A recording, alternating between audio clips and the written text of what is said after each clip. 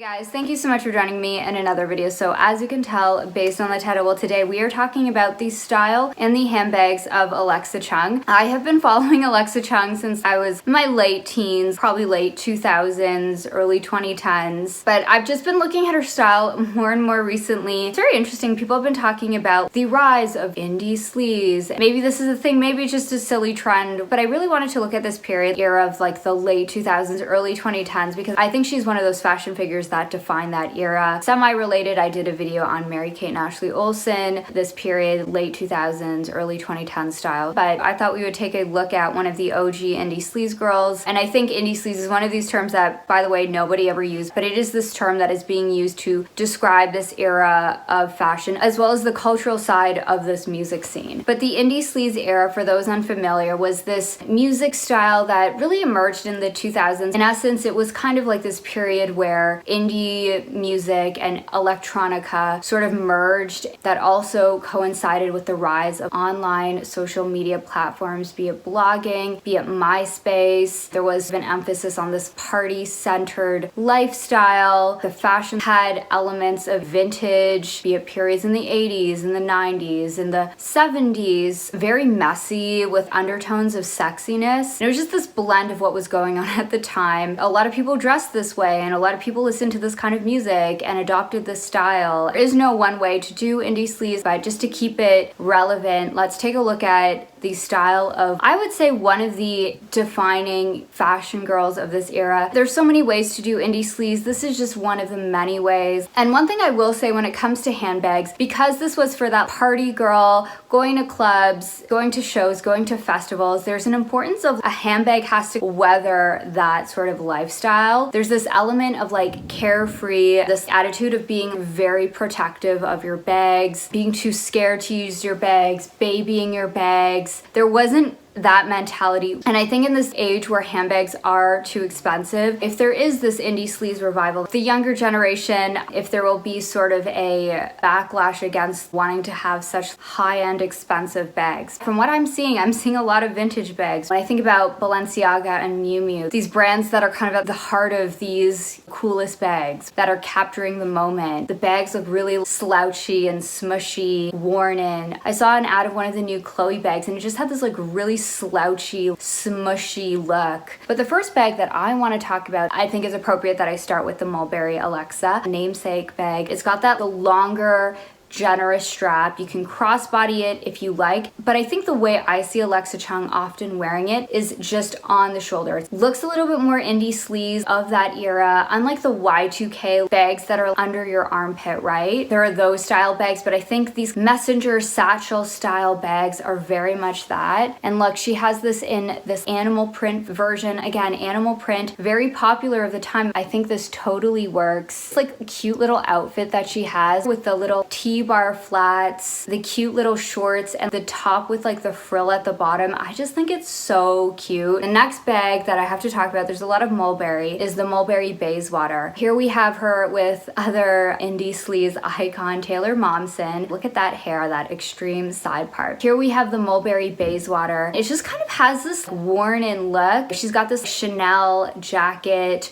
We'll talk about Chanel, but yeah, there's just this kind of like blend of worn in meets cutesy. Here she is with the Roxanne bag, and then she also has the Mulberry Bryn bag. This sort of reminds me of Coach bags. Next we have the, of course, Chanel Classic Flap. It is that timeless forever bag from Chanel. If you invest in one of these bags back then, it's definitely gone up in value. It's probably way better quality. If you got it before 2008, gold plating, I think it totally works with the Alexa Chung style. Another bag that we have here is the Chanel reissued 255. And I'm not sure if this is in the 226 or maybe 227 size, but yes, back in that period there has been a trend towards smaller bags but then bigger bags sort of more recently, but I think for a very long time micro and smaller bags have been trending. In this period it was cool to have also a bigger bag. While I wouldn't ever call this handbag Indie Sleaze, Chanel feels more like, at this time, it just had this overall like kind of cutesy vibe. It was very Alexa Chung coded. I would say a lot of the designs from this era. And another point to note is I think there was in this period the concept of high-low dressing really emerged. Not only did clothes become cheaper, but I also think the popularity of designer handbags that we saw in the 2000s become very normal for the masses. Wearing a dress from Topshop, but having a nice bag, even to this day, whether it be through your shoes or your accessories or your handbag, and then you would wear something that didn't cost as much at Topshop or something. One thing that was different though was it didn't have as much of a stigma as it does today. While we still see fast fashion hauls, it's still pretty prominent. People buying from Shein and places like that. There is just more consciousness of how problematic these fast fashion companies are. More people are talking about it. That's also a sign of the times, where I think that era was very different from this era. Next we have the Chanel mini flap. There's just something so cutesy about just the way Alexa Chung wore Chanel. I know a lot of people say Chanel gives that granny vibe, or I've heard people use terms like matronly or old lady, terms to me that feel very ageist, frankly, but I also think it's got this cutesy vibe. Even Alexa Chung's style kind of has this more like cute, but like also that edge. She goes to all the shows, she's backstage. It's like sugary sweet, baby doll dresses, but there's still that like indie girl there. It's that balance of the two, cute but edgy at the same time, and I think that was very much a thing that we saw with the Indie Sleaze style. But I also think at the time, going for those vintage vibes, for it to seem like it was from your grandma's closet or thrifted, that was definitely there with this kind of style. Switching gears here, we have this Mandy Coon rabbit bag. Again, we're seeing this kind of like novelty, but still like that edgy kind of look here, but also cutesy. Mandy Coon is very much a part of this Indie Sleaze world. Mandy Coon was a New York fashion designer. She was married to James Murphy of LCD Sound System, one of the leading indie electro bands in the New York scene. So next we have this Louis Vuitton Speedy. It's got this very worn-in vachetta. It's this like nice worn-in darker caramel color. It's very of this time, but of course it's Speedy, which is one of the most classic handbags probably of all time. But even with these classic bags, like there's always going to be a way at which you wear it. Like, are you going to crossbody it? Are you going to shoulder it? Are you going to wear it in? Up until recently, a lot of people didn't want their vachetta to get this worn in. The trend has been to have something just a slight honey color, not this like deep of a brown, but I think it works so well with her style. Next, she's carrying this Louis Vuitton toiletry bag or toiletry pouch, clutching it. And again, people say this is like an SLG. You shouldn't clutch an SLG, but Princess Diana, Marc Jacobs famously did it. Next, we have the Louis Vuitton flight bag Savon. This bag really reminds me, I would say more so of like the early 2010s, when there was this trend to have contrasting prints and patterns, and you could wear like a bright blue and a bright pink and a bright green or bright yellow with like a zebra print. It was like cool to do that, to block a color and a pattern rather than trying to find something a little bit more neutralizing. It was just very punchy and contrasting. So it kind of reminds me of that sort of approach to that kind of design style. So next we have this Louis Vuitton leather runway Speedy bag. Again, kind of a Speedy, but then it's got that lock, that like very signature. I can't think of the name of the lock. Correct me in the comments down below. Next we have the Louis Vuitton Sofia Coppola suede bag, and this is giving Speedy vibes, a very classic shape and silhouette to me. It's also worth noting, while this is a very classic bag, Alexa Chung's silhouette, very of that time. Again, this was the era of skinny jeans. Maybe the waist is a little bit lower, or like more of a mid to lower waist than I think what we saw towards the late 2010s. I would just say in general, the silhouette was just closer to the body. That was just kind of the style. While this was very Indie Sleaze, it was overall became very mainstream. Another thing, whenever I use this word Indie Sleaze, there's this something about it, even just the term hipster. Nobody wanted to say, hey, I'm a hipster. You were or you weren't. People might say they like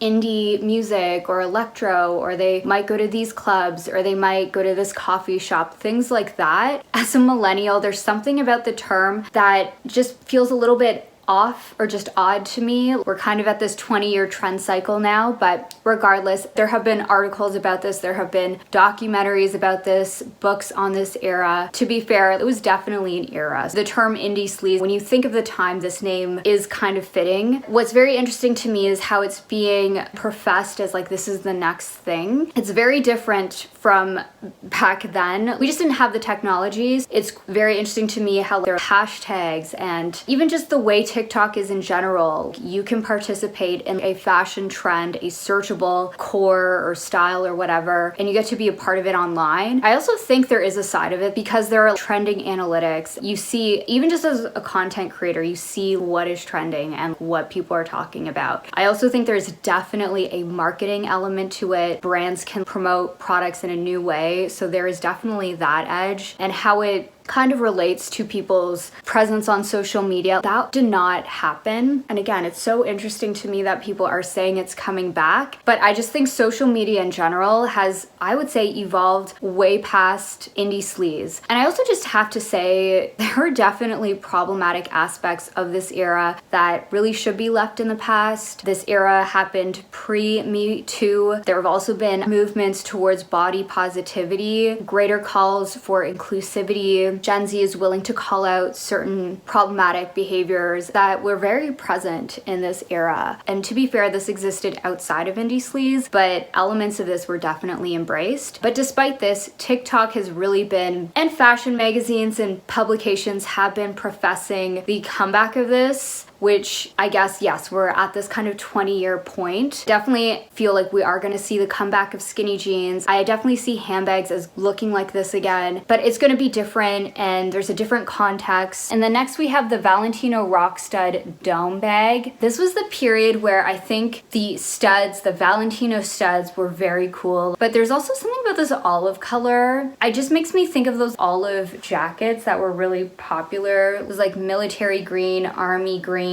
even just like military jackets in general were really cool to wear. Next we have the Valentino Rock Stud Mini Crossbody, another flat bag. She seems to really like her flat bags. So next we have the Burberry Studded Mini Crossbody bag. The studded theme, we are continuing to see, like so many brands did this. And also this kind of like gunmetal metallic was also very of that time. Next we have the Cambridge Satchel Company Satchel bag. I remember working at a store and selling these. These bags did so well. It was just that kind of like cool contemporary it girl bag. Next we have another sort of similar style. This is the Loewe Bellin bag, more of a sort of structured satchel style of bag. We were seeing that transition trend towards more structured bags happen around this point. And here we have the Charlotte Olympia Raffia clutch. And to me, Charlotte Olympia was one of those brands that was so of this era. Very cutesy with like the cat motifs, very much indie sleaze, Tumblr girl kind of brand. There's something about her style that is channeling Jane Birkin with this indie twist, the kind of relaxed hair, the bangs, hanging out with rock stars. Here we have Alexa Chung at the Met Gala in 2010. There was something also of this time where a lot of gals were wearing tuxedo looks. Here she is accompanied by Phillip Lim. So yes, those are her handbags. I could have made this video so much longer. There were so many handbags. This video would be very long because she is very much a fashion girl, and she's also in these fashion scenes and goes to fashion shows. We'll get gifted things, but these were the bags I would say of this period, what people are describing as indie sleaze, that kind of hipster era.